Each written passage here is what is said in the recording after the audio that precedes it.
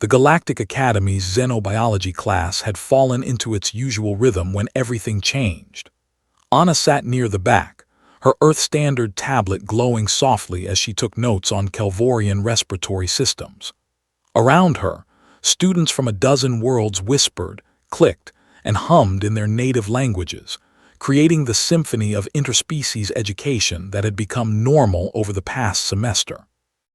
David occupied the seat beside her, the only other human in a class of 43 students.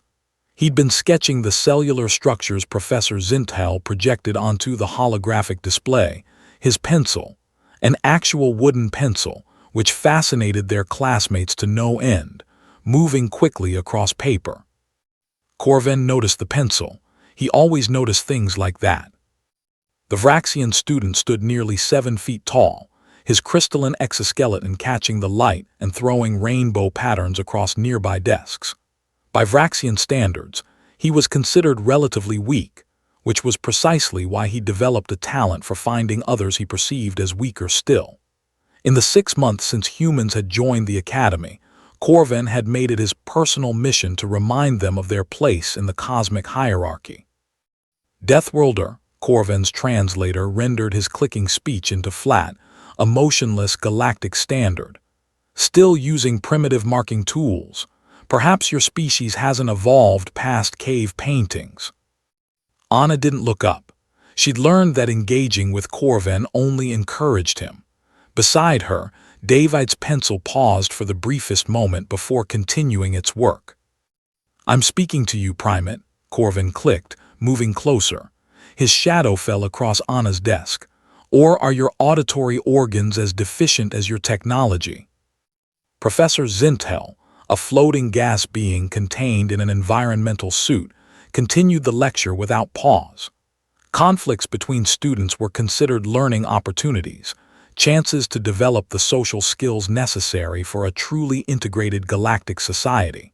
Intervention only occurred when physical harm seemed imminent. That policy would be tested today.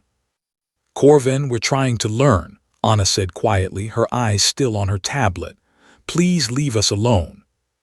The Vraxian's mandibles spread in what his species considered a smile. "Or what? Will you throw your soft, boneless body at me?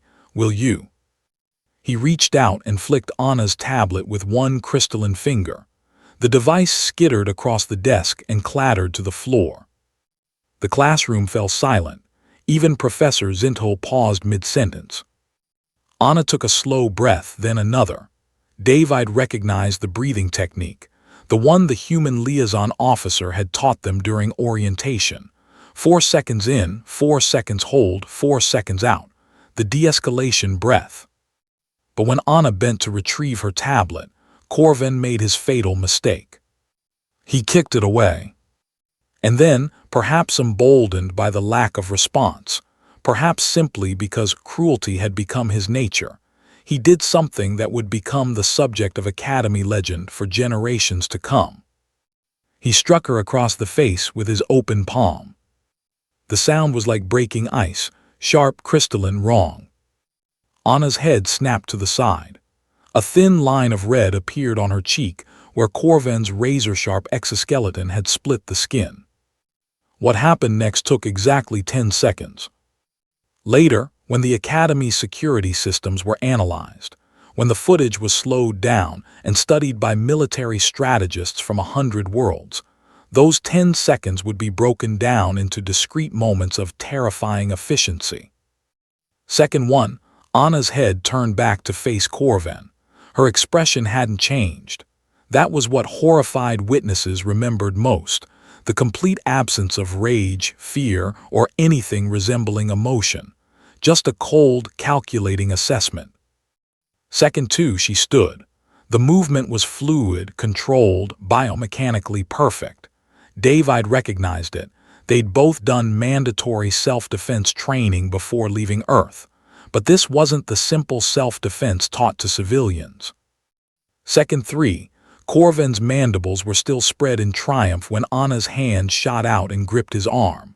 Her fingers, those soft, boneless digits he'd mocked, found the joint in his exoskeleton with surgical precision. Second 4, Anna twisted. The sound of cracking crystal echoed through the silent classroom. Corvin's translator emitted a high-pitched screech of pain. Second 5, using his own arm as a lever, Anna pulled the Vraxian off balance. Despite his superior height and mass, physics was physics. Force times distance equaled leverage, and Anna understood leverage. Second 6, as Corvin stumbled forward, Anna's other hand came up. Her palm struck the weak point where his exoskeleton met soft tissue, a vulnerability every species had if you knew where to look, if you'd been trained to look. Second 7, Corvin's legs gave out. He was falling now, his crystalline body crashing toward the floor. Second 8, Anna didn't let him fall naturally. Her foot swept out, catching him mid-collapse, redirecting his momentum. Control, even in destruction, was important. Second 9, the Vraxian's face struck the floor at precisely the angle and velocity Anna had calculated. His mandibles shattered. The crystalline structure of his facial exoskeleton spiderwebbed with cracks, several pieces breaking free entirely. Second 10, Anna stepped back, her breathing still controlled, her expression still neutral. Corvin lay motionless on the floor, leaking the ammonia-based fluid that served as his blood, his face a ruin of broken crystal. The silence that followed was absolute. Professor Zinthel finally moved, their environmental suit drifting toward the scene. "Medical team to Xenobiology Lab 7, they said calmly. "We have an injured student." Anna looked at her hand. Corvin's blood mixed with her own from where his exoskeleton had cut her palm. She turned to find 41 pairs of eyes staring at her, with expressions ranging from shock to abject terror. David was the only one who didn't look surprised. He simply reached into his bag and offered her a tissue. "You okay?" he asked quietly. Anna wiped her hand and pressed the tissue to her cheek. "I warned him," she said, her voice empty of inflection. The medical team arrived within minutes, 3 Kelvorians in white environmental suits who loaded Corvin onto a hover stretcher with practiced efficiency. One of them paused to scan Anna's injuries with a medical tricorder. "Minor lacerations," the medic reported. "Do you require treatment?" "I'm fine," Anna said. After they left, Professor Zinthel addressed the class. "Let this be a lesson in threat assessment," the professor said. "The Galactic Codex has 1,743 species listed in Category A, generally peaceful. Humans are listed in Category X, Deathworld predators. There are only 7 Category X species in the entire galaxy." The professor's suit turned to face the students. "Corvin forgot this. Do not make the same mistake." Later in the dormitory, David found Anna in the common area, a cold pack pressed to her cheek. She was reading her tablet again, her expression focused. "You were Special Forces, weren't you?" David asked. "Before the academy." Anna looked up, and for the first time that day, something flickered in her eyes, surprise, maybe, or resignation. "Military police. 3 years. They specifically recruited people with combat training for the exchange program.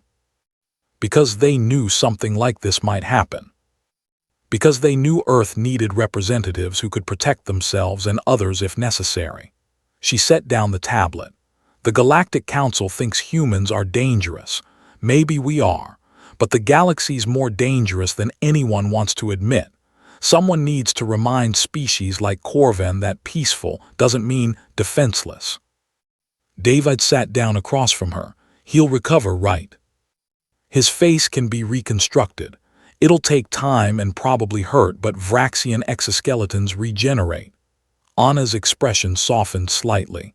"I didn't want to hurt him, David, but I couldn't let him think violence against humans, against anyone, comes without consequences."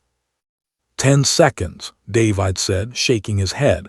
"Everyone's going to be talking about this." Anna smiled, a real smile this time, though it didn't quite reach her eyes. "Good. Maybe next time someone thinks about bullying the Deathworld kids, they'll remember those 10 seconds and choose differently." She was right. Corvin never returned to class. According to station gossip, he transferred to a remote campus where no humans studied. As for Anna, she became something of a legend, the Deathworld girl who'd rewritten the Academy's understanding of human capabilities in the span of a single, devastating encounter. And in classrooms throughout the Galactic Academy, students from peaceful worlds learned a valuable lesson. Earth might be a Category X Deathworld, but humans were Category X for a reason. They were predators who'd climbed to the top of one of the galaxy's most hostile evolutionary ladders, and all the soft skin and boneless digits in the universe didn't change that fundamental truth. They were survivors. They were warriors. And if you hit one, you'd better be prepared for the 10 seconds that followed.